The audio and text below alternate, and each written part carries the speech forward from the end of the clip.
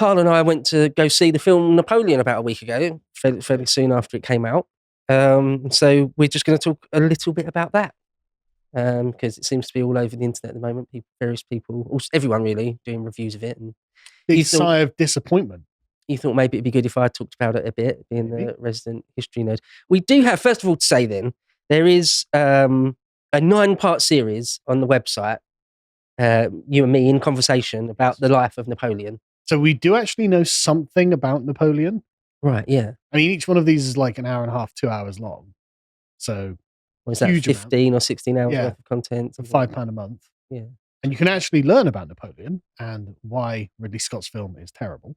Hi folks, we've rolled out a new feature on the website, which is the ability to pay for an individual piece of content.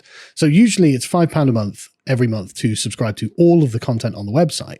But I appreciate there are going to be people who simply don't want to do that. They would be interested instead in purchasing a single piece of content for a lower amount, and they've got a particular niche that they're interested in watching. And so they don't want every single piece of content. They just want this one thing. So we've introduced this function where you can just simply purchase the one thing for £1.89, which I think is about $2.30 at the current exchange rates. And then that's just yours forever. So there's no sort of commitment there. There's no rolling subscription. It's just that one thing. So that's an option now that's on the website. It's completely live. It's completely available. And please go and enjoy it. And we'll see you all very soon. Another very quick shield, just in general, because I don't think it's mentioned enough, that Lotus Eaters have got 2 YouTube channels. There's the one you're watching this on right now, probably, the podcast of the Lotus Eaters. There's also lotuseaters.com. Which has just got lots and lots of other content on it, and it's got lots of clips from the premium and far fewer subs. So I have seen people say, "Oh, I only just become aware that you've got a second channel." So anyway, we've got a second channel.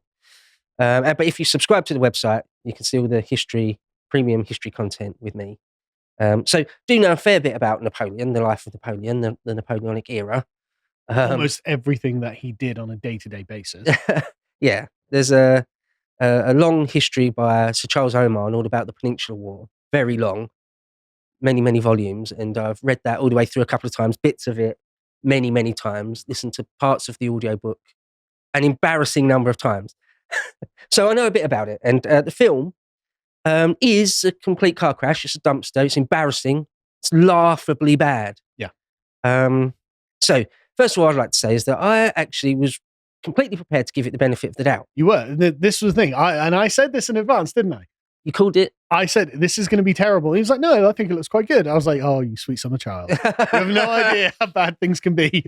Because I'm usually like, well, I'm not really that interested in what the critics say, or what the reviews say. I'll be the judge of what I like and don't like. Sure. And sometimes great films get panned. You know, like The Shawshank Redemption wasn't particularly critically acclaimed when it first came out, for example. Ridley Scott. Kingdom of Heaven? No, I'm joking. Right. Well, that's the thing. So Ridley Scott, one of my favourite films of all time is The Duelists, which is Ridley Scott's first film. And it's brilliant. It's a brilliant film. He's done a number of other films that I think are very, very good. I mean, Blade Runner's brilliant, right? Yep. Alien is great. Yep. Gladiator's superb. Yep. I even like Black Hawk Down. Some people don't necessarily like Black Hawk Down. I like Black Hawk Down. I think it's pretty good. But he has also had a few clangers, especially in recent years. I mean, I hate Thelma and Louise. I hate the story and the themes in Thelma and Louise. Kingdom of Heaven, I know you don't mind it. I think it's very poor. I enjoyed it. Robin Hood with Russell Crowe. That was atrocious. Yeah. But the thing is, you'll notice that throughout these sort of, after Gladiator, throughout the historical films he does, there's this particular thread of egalitarianism that he goes through. Because at one point in Kingdom of Heaven and in Robin Hood, he basically tries to denigrate the concept of being a knight. He's like, no, knight's just a guy in armor, basically, and anyone can be a knight. It's like, not really. Actually, it requires a lifetime of training and a particular kind of mindset. And you can see this kind of egalitarian push to have it say, oh, no, you're all the same, basically. It's like, no, it just wasn't like that. It was super hierarchical. And people literally, from about 7 years old till the time they were like 18, were training nonstop with arms. You know, so you're not just all the same. But this is a constant feature of these things since Kingdom of Heaven. The Last Duel, have you seen that? I haven't seen it. It's poor. It's very poor. It's boring, really. But yeah, so Sir Ridley Scott, rather, he's a libtard. I mean, it's yeah, no, that's true. It's he's a libtard. I mean, like I say, he's made some great movies. Yes. And as a director, Yeah. he is very good. As a cinematographer, he's got a great eye. He's brilliant. But he's a libtard boomer. Yeah. I mean, John, and just he's too old. Just to emphasize that point, can we bring up the Kingdom of Jerusalem from Kingdom of Heaven? Like, because it looks amazing. Like, I just, like, nowhere else on film have we seen the army of Jerusalem marching, right? So in the same way, and it just looks amazing. It is the best thing. So it's one thing to say before I go into why it's so terrible, this film, is to say some of the good things about it. It looks great, this Napoleon film. Like all Ridley Scott films, the cinematography. Don't worry about it, John. Don't worry about it. The costumes, the sets, what it looks like is superb. It's absolutely superb. You cannot fault him for that. And the same goes for this film, Napoleon. I've heard it said in boxing or MMA, things like that. One of the last things to go is power. Your sort of your speed and your skill and all that sort of thing in your eye goes, but you've still got the power. That's the last thing to go. Seems with Ridley Scott, it's the cinematography. Right. His ability to tell a story, to pick a good script, to have good actors doing a good job at acting. All that's just, it's long gone. It's long gone. But the cinematography is still there. It still looks great, I thought, anyway. Yeah, I mean, there were some key problems that I had with this from the start, which is the age of Joaquin Phoenix. Right, so they make no attempt to make him look younger at the beginning. Yeah, why not? He looks like a 50-year-old the whole film. You've got $200 million. You've got all the CGI technology you could ever need. You know what Joaquin Phoenix looked like when he was young, because he was an actor when he was young. Mm. You could quite easily have just artificially euthanized his face to make him look like a young man when he was a young Napoleon. You could have easily done this. Not too long, Napoleon would have been about 24, 25, and they just make him look like that. Oh, by the way, he's actually 50. Right. And it's never mentioned or anything like that. So, yeah. Well, there's a very good argument on screen if you can see it there. There's a counterpoint to you, Carl. What? Well, Ridley Scott on historians criticizing Napoleon. Well, I have issues with historians, I ask. Excuse me, mate, were you there? No? Well, shut the F up then. That's a great point, Ridley. Yeah, that's why we know nothing about history. Yeah, ridiculous argument. An absurd argument, Sir Ridley. What are you talking about? Yeah, that's just... well, Ridley Scott was in ancient Rome, seeing the gladiatorial fight between Mike. I mean, he is about old enough, actually, isn't he? Again, people might find this a little bit surprising, being a history buff. But I don't mind, unless it's really over the top, in which this case it is, unless it's really over the top, I don't mind if historical films bugger about with accuracy a bit. I don't mind it as long as it's not really, really in your face, as long as it's not absurd. But it is in this case. But that's why Gladiator was good. Right. Obviously, that's not historical. Commodus wasn't killed in the arena by Maximus Decius Meridius, who was a fictional character. Yeah. But it was a good story. So before I go into some of the details and things about it, the first thing to say is that it's very long. It's like 3 hours long. Yeah. And it's about Josephine. They could have called the film Josephine, or Napoleon and Josephine, Napoleon's first wife, Josephine. Half the film are scenes with her in it. If not more. Now, when we did our 9-part series on it, I don't know what it is, 14, 15, 16 hours worth of content, something like that. I think I probably, and it was completely up to me, wasn't it? Yeah. I had full editorial control over the whole thing. I probably put aside 20 minutes, maybe half an hour or something to talk about Josephine. That's about right. In the story of Napoleon's life, an incredible story, an absolute incredible life, she's not that important to it. And the thing that people need to remember is he actually spends a lot of time away from her, as in campaigning, as in defeating people, as in forming this giant empire, doing political things. He's actually not constantly in her pockets for the entire of his career. And yet the film will have you believe that all he does is spend all of his days talking to Josephine. The thing that makes Napoleon's life interesting is the military and the political side of it. Yeah. Not his boring relationship with his annoying wife. Where he's getting cut. I'm afraid. But for some reason, Ridley Scott decided that he's going to go with a script that is like half about her. And even at some point, he divorces her and he marries someone younger. And in the film, I thought, well, at least at that point in the narrative, we won't see Josephine anymore. No, there's another like 3 or 4 or 5 scenes with her in it, crowbarred in. Yeah, her struggling to deal with it. So I don't care about her opinion on it. I don't care about her at all. I mean, not talking about Austerlitz or, Waterloo or.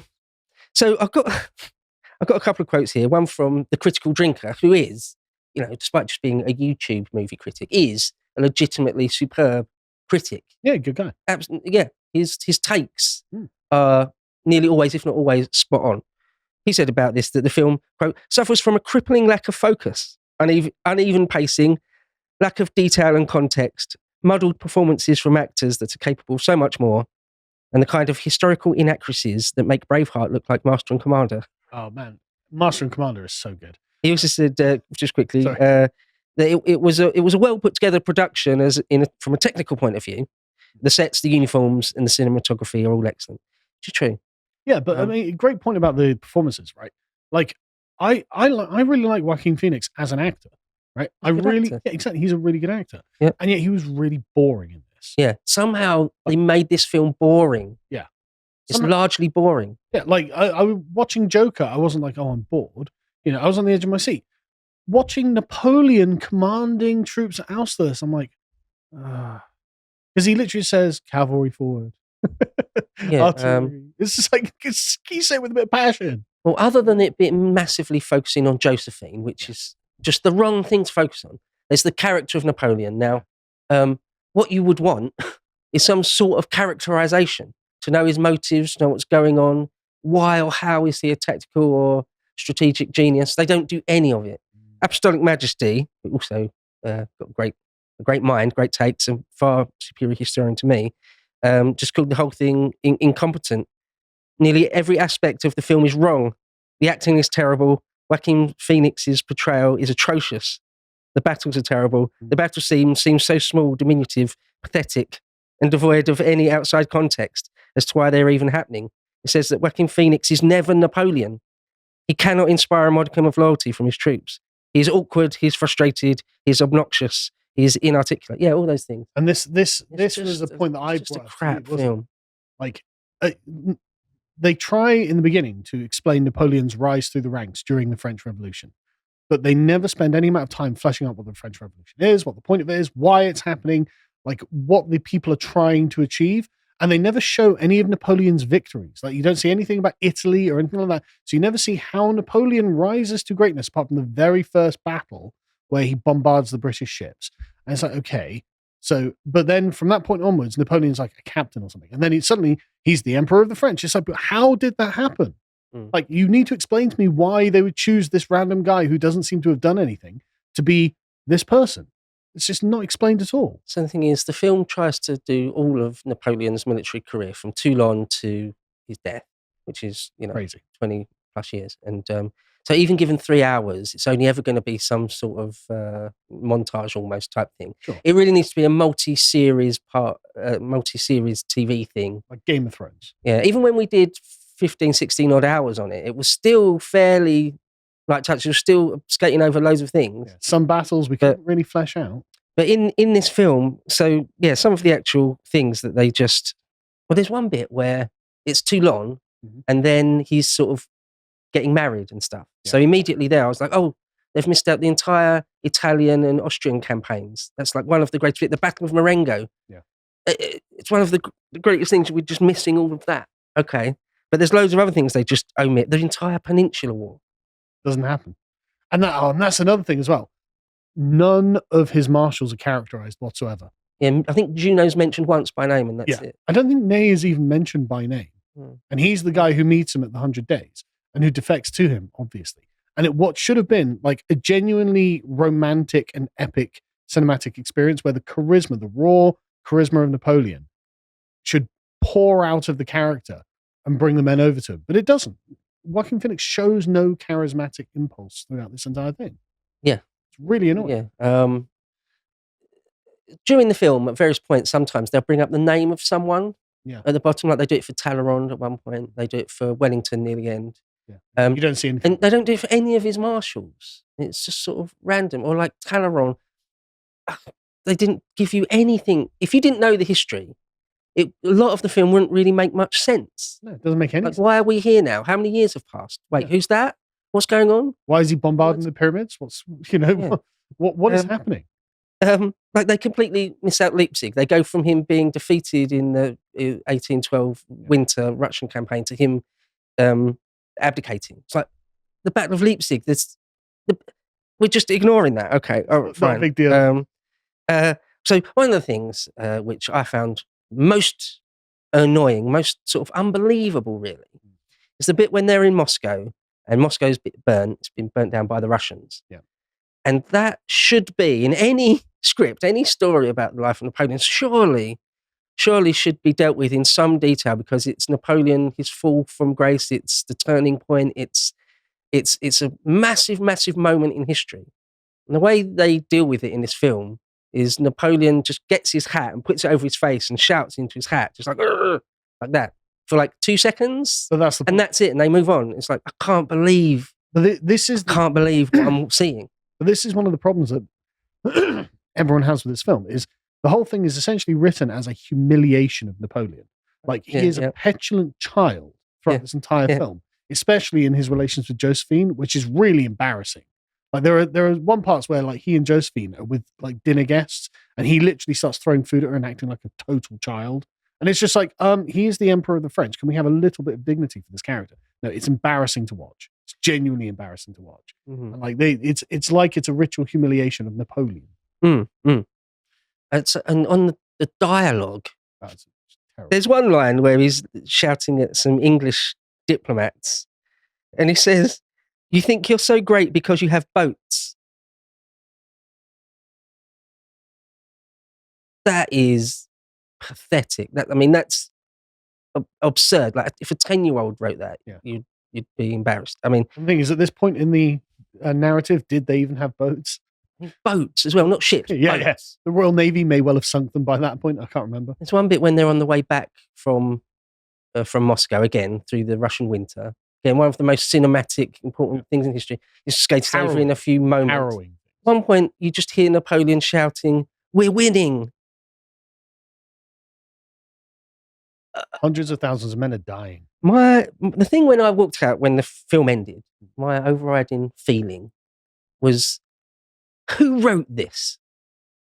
So I want to know. So who on earth wrote this? I'm going to tweet some angry. It's a guy called David Scarpa who's written some other films. He's worked with Ridley Scott before, I believe. He's written a few other films. And, well, David, you're out of your depth. You're a cretin. You're a bad writer. Okay? It's a clumsy shambles. That's generous.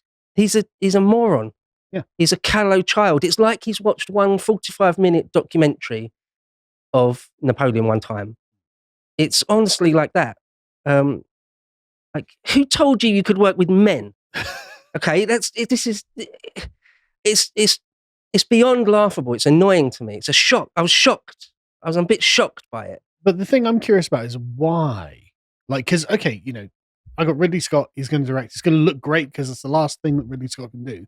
You've been charged with writing it. He's like, right, okay, I'm just not going to bother doing any work then.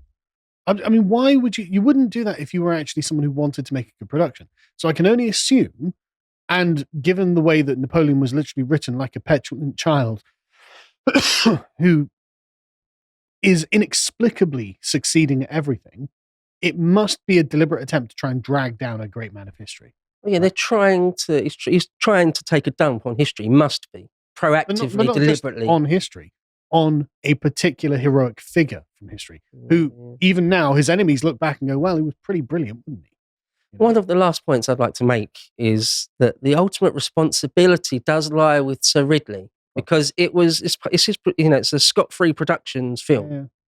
So in other words, Ridley Scott has decided, I'm going to make a film about the life of Napoleon. I need to get a writer to write me a script. David Scarpa, write me a script. And at some point, Ridley Scott has read the script, the screenplay, and been like, good, that's good, we're going with that. But do you remember his attitude as well? Like, he was just like, oh, the French just hate themselves. I don't care what they think and stuff like that. It's like, why though? Why are you being so confrontational with everyone who loves the story of Napoleon and the French nation themselves? Well, the thing is, Ridley Scott is now 86 years of age. Anything he had, he's lost. He's past it. It's an embarrassment, Sir Ridley. You're embarrassing yourself. This is a laughing stock of a film. Stop. You need someone around you to tell you to stop. Next year, apparently, Gladiator 2 is coming out. Scott-free Productions, written by David Scarpa. Is Maximus going to be back? I don't know what absurd nonsense that film is going to be. Yeah, it's going to be trash. So Ridley, please, for the love of God, Stop ruining stop your it. legacy. Yeah. But this is your legacy you're ruining. Well, I could go on, but perhaps that's enough vitriol. People get the idea. Don't bother watching this film. You're Don't getting bother. nothing out of it. Yeah. It will be an annoyance to you. If you appreciated that episode from the podcast of the Lotus Eaters, you can go to lotuseaters.com to get access to all the premium content that's on the site, such as the Lads Hours, this one on whether or not you could survive a zombie apocalypse. If you'd like to find out what else is being put out, you can follow on Twitter at @LotusEaters_com on Twitter. Thank you and goodbye.